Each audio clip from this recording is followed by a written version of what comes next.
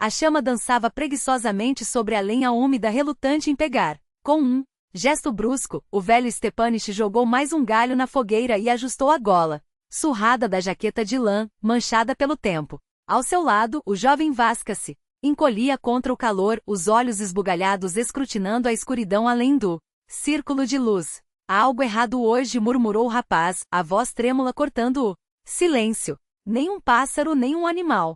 Como se a própria vida tivesse abandonado este lugar. Stepanich virou o rosto lentamente para o aprendiz, as rugas profundas em sua pele, curtida pelo sol e pelo vento parecendo se aprofundar à luz trêmula das chamas. Oh, que você espera encontrar aqui, garoto? Ele enrolou um cigarro com dedos calejados, os olhos fixos no vazio. Há 20 anos pisco nestas trilhas, e meu avô antes de mim. Mas existem cantos nesta taiga onde nem a fera se atreve a pisar, onde as aves desviam o voo. Até os locais dão a volta larga. Vaska aproximou-se mais da fogueira, apesar do calor anormal para uma noite de outono. Ah, pare com essas histórias, Stepanich. A taiga é só taiga, nada mais. Oh, velho deu uma longa tragada, a brasa do cigarro iluminando por um instante seu rosto. Cansado. Amanhã, quando o sol nascer, olhe bem ao redor. Você vai ver árvores marcadas, como se alguém tivesse arrancado a casca em longas tiras, sempre 3 juntas, ou tocos de árvores cortadas, mas tão lisos que parecem polidos. Ele fez uma pausa, o silêncio pesando como chumbo. São os sinais dele. Vaska estremeceu quando um galho estalou na escuridão.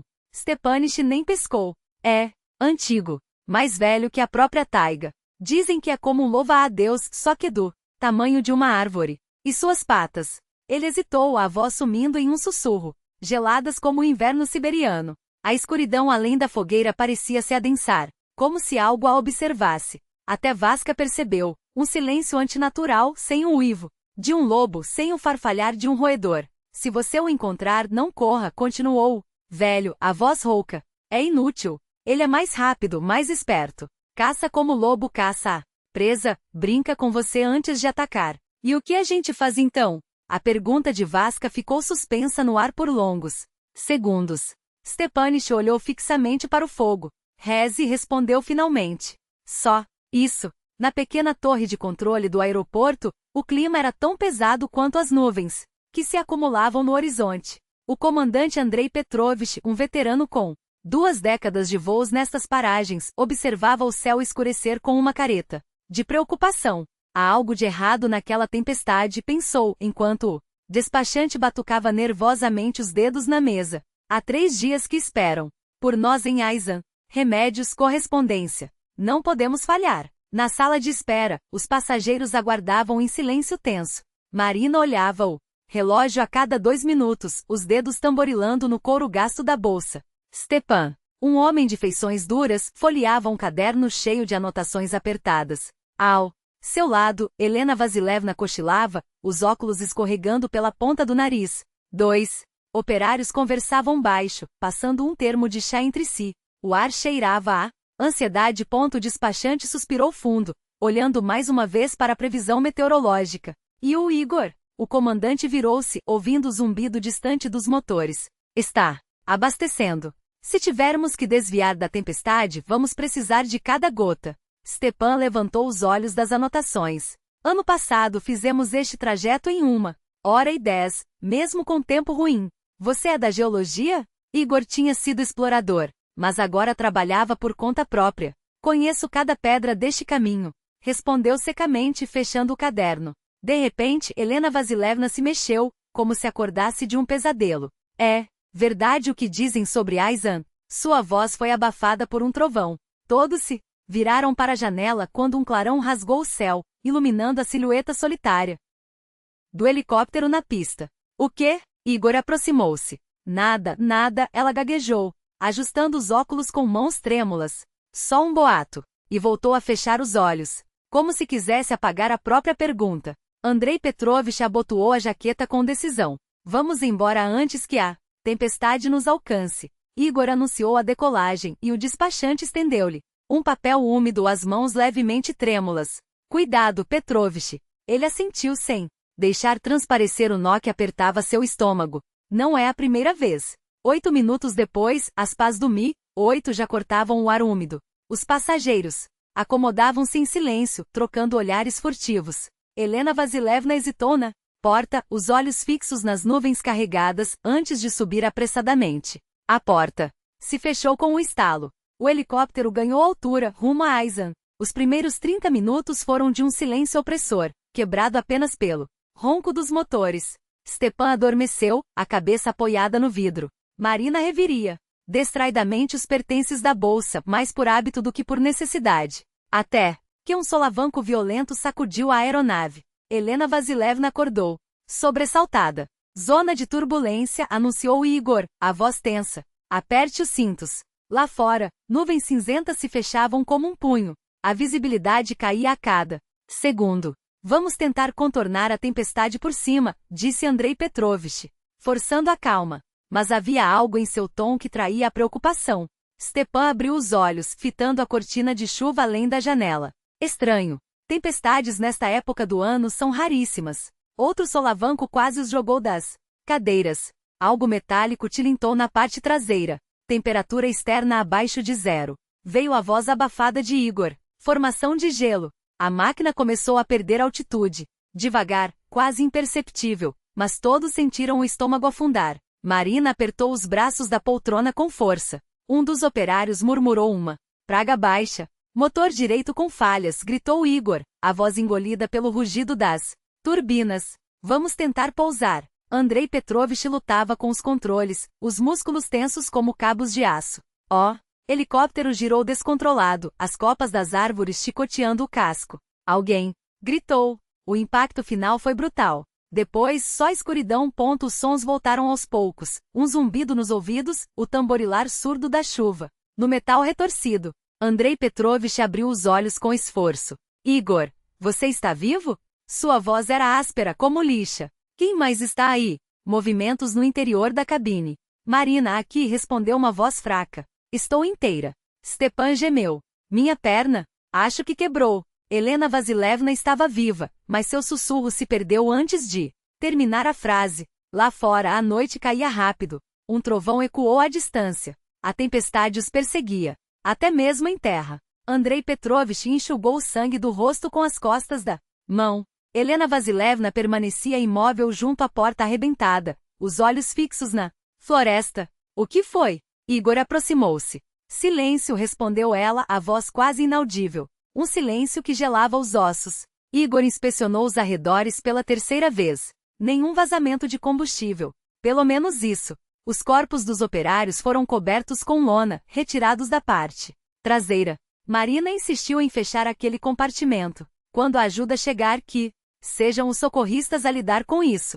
Ninguém discutiu. Andrei Petrovich sentou-se junto a um fogo improvisado, passando os dedos sobre os nós dos dedos sangrentos. Tentou o rádio mais uma vez, mas só ouviu chiado. Stepan cerrou os dentes de dor, a perna enfaixada com rigidez. Vamos demorar a ser encontrados. Igor juntou-se a eles, sentando-se em um tronco caído. Até o amanhecer. Dificilmente virão. Com este tempo. Mas assim que clarear, os grupos de busca saem. O despachante conhece nossa rota. Marina organizava os remédios que haviam sobrado, as mãos ainda tremendo. Helena Vasilevna mantinha-se afastada dos outros, enrolada em um cobertor de emergência. Desde o acidente ela não dissera uma palavra. E seus olhos, fixos na escuridão além das chamas, pareciam ver algo que os outros não conseguiam enxergar. Igor não soltou uma palavra. Marina perguntou, sem tirar os olhos das mãos trêmulas, se ainda não havia sinal da base. A resposta de Igor foi seca. A rádio está destruída. Os celulares não pegam. O OSK, o grupo de resgate, devia estar em algum ponto da floresta, mas a espessura da mata engolia qualquer som. Um galho estalou. Na escuridão. Todos congelaram, ouvidos esticados. O silêncio que se seguiu foi mais opressor que qualquer ruído. Urso, murmurou Igor, baixinho, como se o próprio som da voz pudesse atrair algo pior. Nesta época, eles estão nas tocas, Stepan respondeu, tão baixo que mal se ouviu. E não há rastros, nem pegadas nem excrementos. Como se nada vivesse. Aqui. Helena Vasilevna levantou a cabeça de repente, os olhos brilhando à luz do fogo. Vocês também notaram? Não se ouve um único pássaro. Nem insetos. Uma rajada de vento balançou as copas das árvores, e um calafrio subiu pelas costas de Igor. como se dedos gelados tivessem deslizado por sua pele. Precisamos organizar turnos de vigília. Andrei Petrovich tentou impor um tom pragmático, como se estivesse falando de um relatório rotineiro. Eu fico primeiro. Alguém se voluntaria? Eu vou com você. Igor respondeu rápido, antes que alguém pudesse recusar. Ninguém queria ficar sozinho com aquele silêncio pesado, com a sensação de que a floresta os observava. Stepan, encostado no flanco do helicóptero, cochilava entrecortadamente, o rosto contraído em caretas de dor. Marina, imóvel, fixava as chamas como se nelas pudesse decifrar alguma resposta. Igor jogou os últimos galhos secos na fogueira. As labaredas dançaram sobre a fuselagem riscada do helicóptero, iluminando algo que rangia lá no fundo da máquina, um som abafado, quase orgânico. Vish sentou-se ao lado de Stepan, que torceu o rosto em uma careta. Aguenta-se, resmungou o velho soldado, tirando um maço de cigarros amassado do bolso. Acendeu um, protegendo a chama com as mãos em concha, como se até a luz pudesse ser roubada pela noite. Em 96, fiquei 3 semanas na taiga, com as 2 pernas quebradas. Sobrevivi. Todo mundo ouviu essa história. Stepan riu sem alegria, os olhos perdidos nas brasas. Era jovem. Idiota. Achava que conhecia todas as trilhas. Outra rajada sacudiu o fogo. Helena Vasilevna estremeceu, apertando o cobertor contra o corpo. Estão com frio? Igor mexeu nas brasas com um galho. Ela balançou a cabeça, sem desviar o olhar das chamas. O vento uivou novamente e, dessa vez, dentro do seu rugido, algo soou errado. Não era o crepitar dos galhos. Não era o gemido das árvores. Andrei Petrovich levantou os olhos para o céu invisível. Além das copas, como se pudesse adivinhar o que se escondia lá em cima. Marina sentou-se de repente, olhando ao redor, alarmada. Que horas são? Não sei, Igor respondeu, sem olhar para ela. Não durma. Só tive a sensação de que algo estava além do círculo de luz. A taiga respirava. Algo farfalhava, estalava, sussurrava, sons normais para uma noite na floresta. Mas não aquela noite. Em 96, Stepan começou de novo, os olhos fixos na escuridão, como se visse fantasmas do passado. Era exatamente assim, até o geólogo que estava comigo. O velho apenas balançou a cabeça, como se não quisesse terminar a frase. Vamos tentar dormir. Amanhã decidimos o que fazer. Ninguém discutiu. Só Helena Vasilevna ficou sentada junto ao fogo por muito tempo, os lábios movendo-se sem som, rezando, ou apenas tentando se aquecer com um movimento. O nevoeiro chegou antes do amanhecer, branco, espesso, rastejando como um ser vivo, encharcando as roupas com um frio úmido que penetrava até os ossos. A fogueira estava reduzida a brasas moribundas. Igor acordou com a ausência de som. Não foi um ruído que o despertou, mas a falta dele. Quando abriu os olhos, viu apenas uma cortina cinzenta. Os outros também estavam acordados, imóveis, como se o próprio ar os tivesse paralisado. A rádio. Stepan formou as palavras sem voz, apenas com os lábios. Andrei Petrovich balançou a cabeça. As interferências no alto-falante haviam diminuído, mas o silêncio da base era absoluto. Ele esticou os braços, tentando afugentar a dormência, enquanto o nevoeiro se enrolava em torno de seus pés, como se a terra estivesse se dissolvendo em leite. Preciso, Helena Vasilevna apontou para as árvores, a voz quase inaudível. Não vou longe. Eu vou com você. Andrei Petrovich levantou-se imediatamente. Eles se afastaram da borda do acampamento. Os outros fingiram não ouvir os sussurros, os passos abafados na grama molhada. Venham cá. A voz de Marina cortou o ar, aguda, urgente. Igor foi o primeiro a chegar, mancando, e parou de repente, olhando para o chão. Os outros se aproximaram, atraídos por algo que não queriam ver. Na terra úmida, 3 sulcos profundos se estendiam paralelos como se garras gigantes tivessem arrastado algo pelo chão. Isso é do acidente, Andrei Petrovich tentou racionalizar rápido. Devemos ter passado por aqui ontem. Não havia nada disso. Marina cortou, a voz trêmula. E não são marcas de animal. Igor agachou-se, passando os dedos pelas ranhuras. Vocês estão vendo mesmo que eu não estão. Algo se moveu no nevoeiro. Um vulto indistinto, rápido demais para ser identificado. Voltamos para o helicóptero. Andrei Petrovich colocou a mão no ombro de Igor. A voz baixa, tensa. Agora. De algum lugar nas alturas, um som metálico rasgou o silêncio, como se uma lâmina gigante estivesse sendo arrastada sobre uma chapa de aço. Todos levantaram a cabeça, mas o nevoeiro engolia tudo.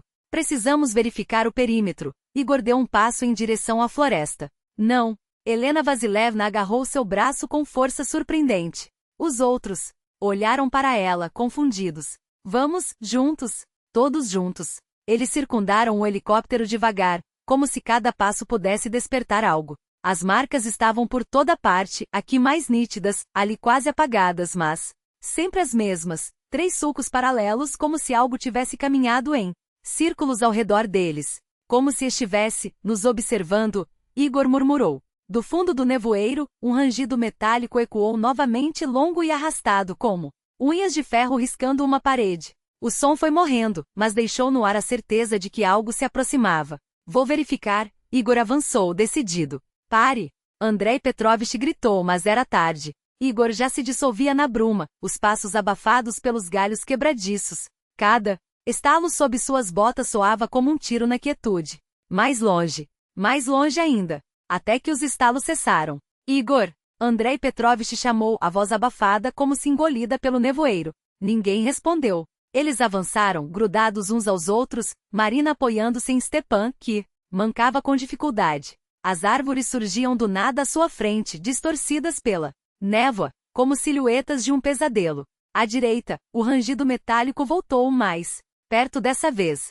Olhem! Marina apontou para o chão. Algo escuro manchava a terra. A jaqueta de Igor, a mesma que ele vestia quando entrou no nevoeiro, 5 minutos antes. Amanda estava revirada e 3 cortes profundos rasgavam o tecido como marcas de garras. Andrei Petrovich pegou a jaqueta. Ainda estava morna. De volta ao helicóptero, ordenou, a voz rouca.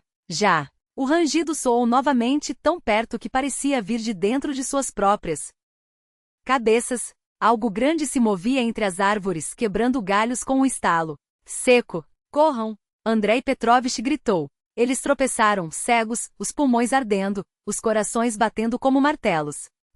Helicóptero surgiu do nevoeiro de repente, uma massa negra de metal retorcido.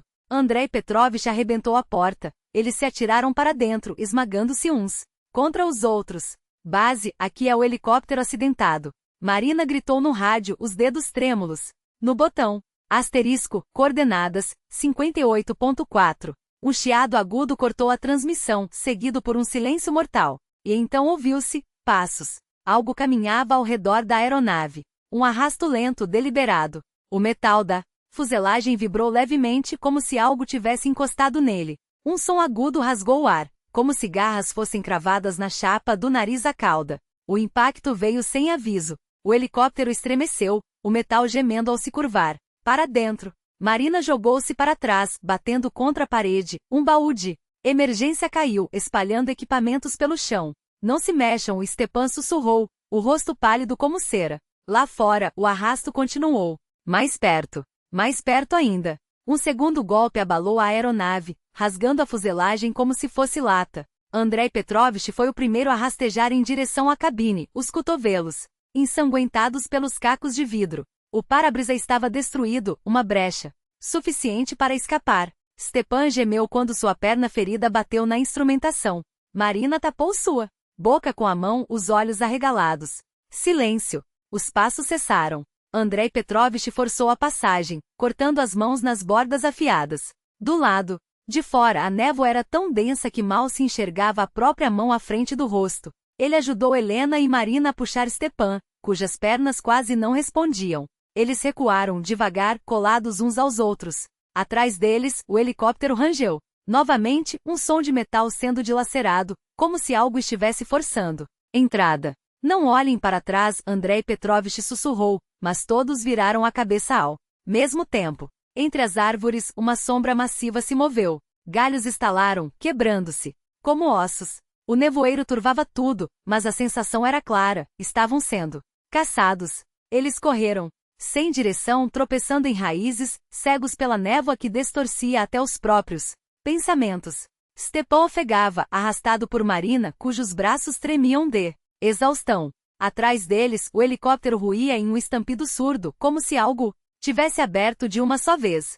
Para onde? Marina gritou, a voz quebrada pelo pânico. Ninguém respondeu. Não havia resposta. O nevoeiro os engolia. E algo seguia. A mão de Petrovitch os arrancou do chão com um puxão brutal e os lançou adiante, como se o próprio medo lhes emprestasse forças. Corriam. Corriam sem fôlego, sem lógica, arrastados apenas pelo instinto de sobreviver àqueles sons, aquele ranger de ossos secos, aquele estalar de galhos sendo esmagados por algo que não deveria existir, apenas mais longe, e então a terra se abriu sob seus pés. O declive os engoliu em um redemoinho de agulhas podres e terra úmida. Rolavam, descontrolados, enquanto acima deles as árvores estalavam como fósforos quebrados. O nevoeiro girava em espirais densas, mas por um instante, um único instante, Marina viu pedras cinzentas, dentes afiados cravados na encosta, como se a própria montanha estivesse se rasgando para liberar algo. Depois, o silêncio. Ficaram imóveis, ofegantes, mergulhados em folhas molhadas. O ar cheirava a mofo e algo mais metálico, como ferro oxidado. Andrei Petrovitch foi o primeiro a se mover. Passou os dedos pela testa e sentiu o sangue coagulado, uma ferida aberta na sobrancelha. Todos vivos.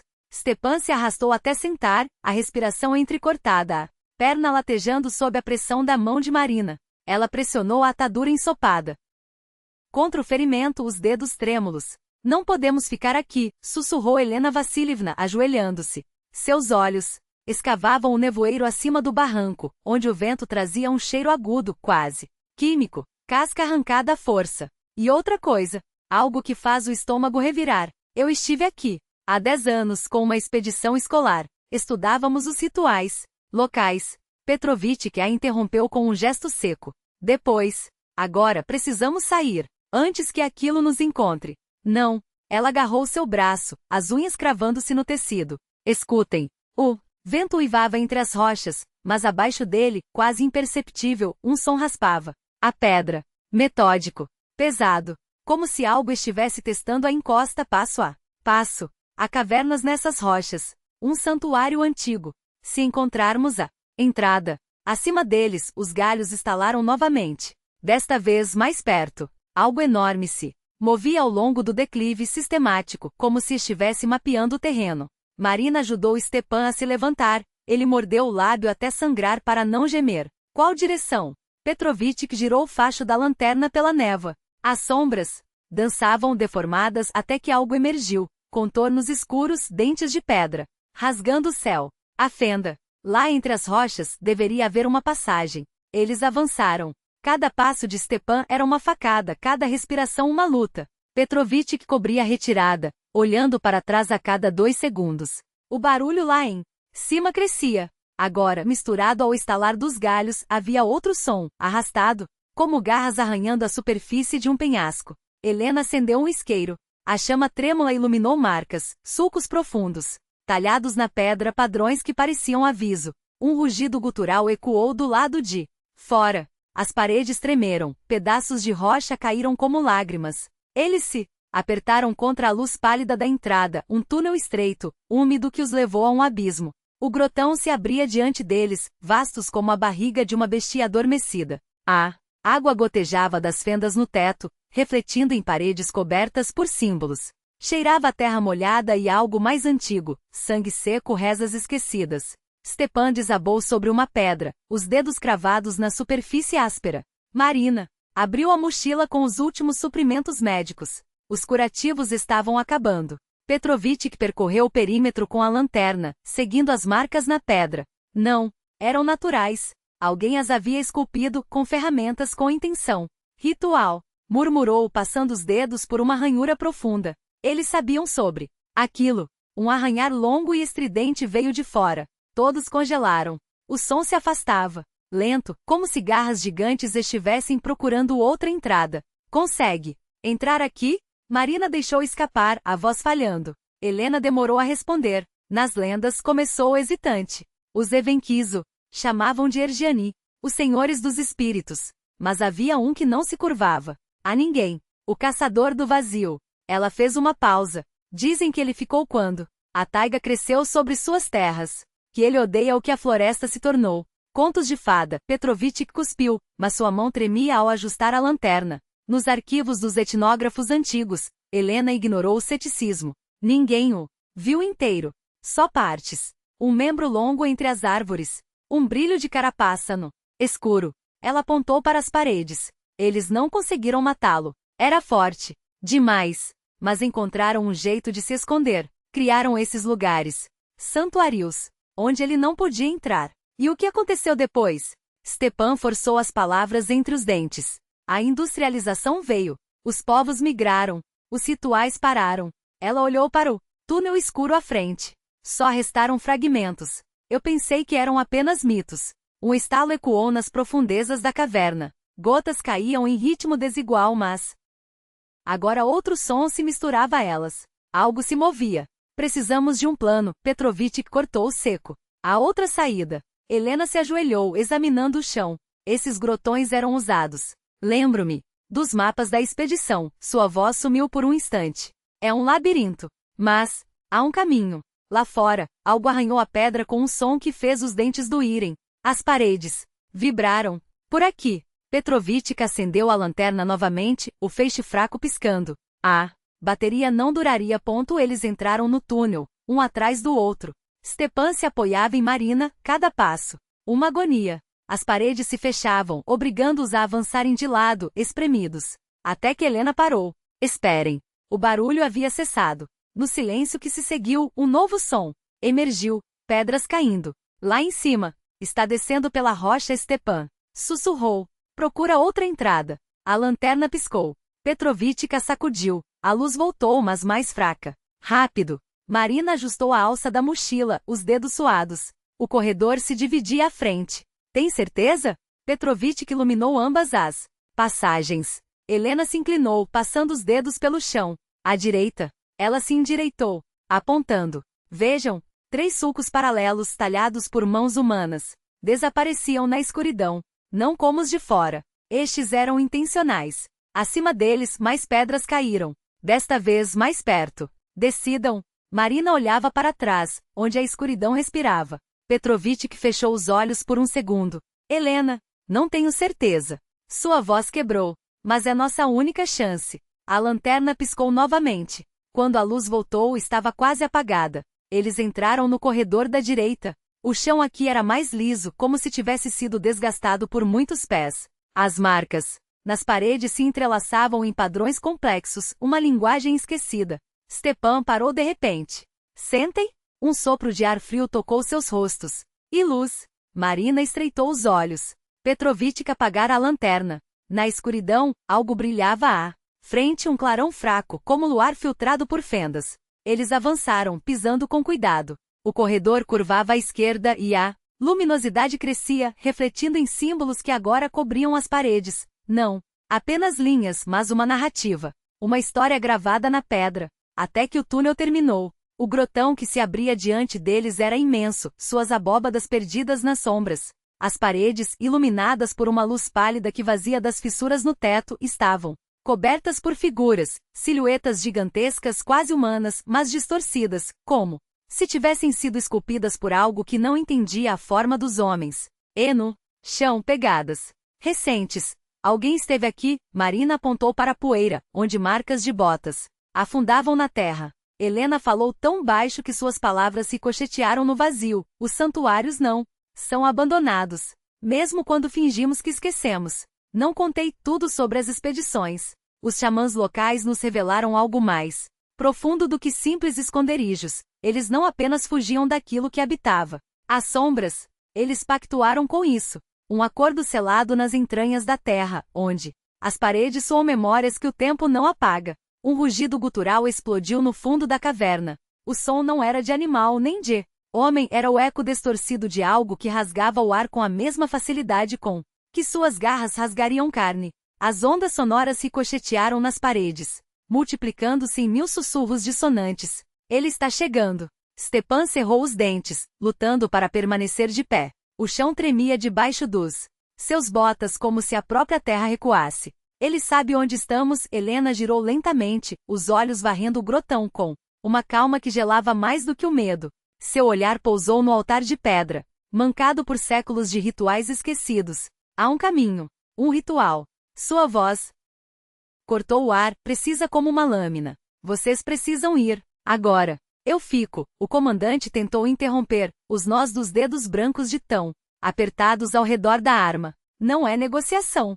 Não. Ela balançou a cabeça firme. Sou eu quem fica. Conheço as palavras.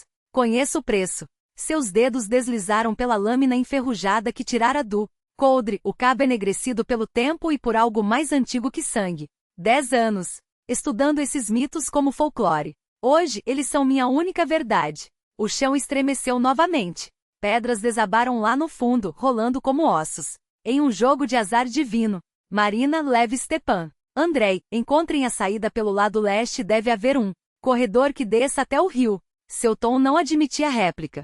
Corram. Ela já se movia em direção ao altar quando o segundo rugido rasgou o ar, tão próximo, que o fedor de carne podre e metal encheu a caverna. Ele estava ali. As sombras na entrada se contorceram e então, a parede explodiu. Uma avalanche de pedra e poeira engoliu a luz. No meio do caos, algo se arrastou. Para dentro, segmentado, blindado com membros que cortavam o espaço como lâminas afiadas demais para este mundo. Seu corpo se erguia do chão ao teto, coberto por placas quitinosas que refletiam a luz moribunda das tochas como espelhos distorcidos. 3 pares de garras, cada uma capaz de partir um homem ao meio com um único golpe. A cabeça, um triângulo invertido sem boca, apenas mandíbulas cerradas que se abriam e fechavam em um rangido úmido, o mesmo som que os havia perseguido na floresta. E os olhos. Deus, os olhos. Facetados, verdes como veneno. Brilhando com uma inteligência que não pertencia a este plano. Erginton. Helena não recuou. Em vez disso, ergueu a lâmina e traçou uma linha vermelha na palma da mão. O sangue caiu sobre os símbolos gravados no chão, e eles respondaram. Um clarão pálido irrompeu das fissuras como se a pedra mesma acordasse. A criatura recuou, as garras raspando no chão em um som que era quase um grito.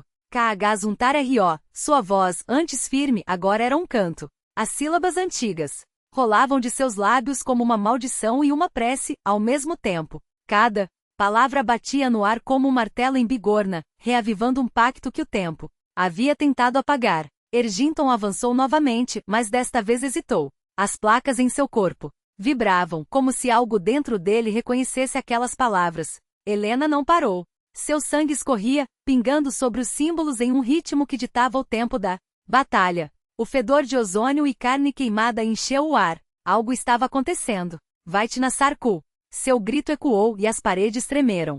Lá fora, Stepan cambaleava arrastado por Marina. Cada passo era uma facada na perna, mas o adrenalina o empurrava adiante, longe daqueles sons, daquele cheiro de morte iminente. André ia à frente, afastando galhos com as mãos ensanguentadas, os olhos fixos na fresta de luz que prometia o rio. Atrás deles, a caverna desabava. Pedras caíam como chuva, e o uivo que se seguiu não era mais de Erginton, era de Helena. Ou com Helena. O facho da lanterna apagou de vez. A escuridão engoliu tudo. Para onde ela se dirigia, ninguém sabia. Mas todos notavam, depois de suas caminhadas, certas áreas da taiga ficavam estranhamente silenciosas. Nenhum pássaro, nenhum animal, apenas sulcos frescos na terra, 3 marcas paralelas como se algo tivesse sido arrastado. E ela sempre voltava ao pôr do sol calma com aquele sorriso que não chegava aos olhos. André preferia não falar sobre isso. Os velhos do pelotão balançavam a cabeça não em reprovação, mas em respeito. Eles ainda se lembravam das lendas antigas, dos guardiões das fronteiras, daqueles que faziam pactos com o que a floresta escondia. O acidente com o helicóptero com o tempo desbotou na memória. A vida em Aiga voltou ao seu ritmo habitual. Só nas noites mais quietas, quando o vento morria entre os pinheiros, alguém podia avistar uma silhueta solitária à beira da mata. Helena, imóvel, olhando para a escuridão entre as árvores. E então, por um instante, parecia que a própria taiga a observava de volta, como se entre ela e a floresta houvesse um diálogo que ninguém mais podia ouvir.